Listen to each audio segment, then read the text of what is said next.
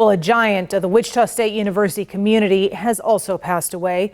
The university says former Dean of Students and Senior Vice President of Student Affairs, James Rhatigan, died early this morning. Nick Nelson takes a look back at his career and some of the events that shaped his legacy.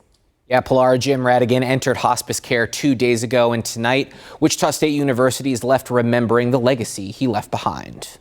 James Rhatigan's career at Wichita State University spanned a generation. He arrived at WSU in 1965, assuming the role as Dean of Students. At 30, he was the youngest person in the country at the time to become a Dean of Students. 5 years later, in 1970, the university promoted him to Senior Vice President of Student Affairs, where he later became known as the student's best friend. That same year, a tragedy occurred that would make its mark on the history of the school, when a plane carrying Wichita State football players crashed in the Colorado Rockies, killing 31 people. KAKE News spoke to Rhatigan about the tragedy in 2020, where he reflected on one of the first games the team played against Arkansas after the crash. This really wasn't a football game.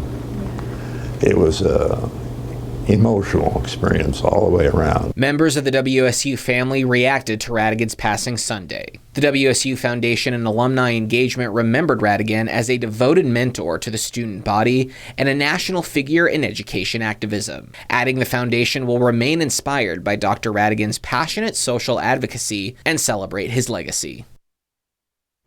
And Rhatigan was 89 years old. Funeral arrangements are still pending. Nick Nelson, KAKE News on your side.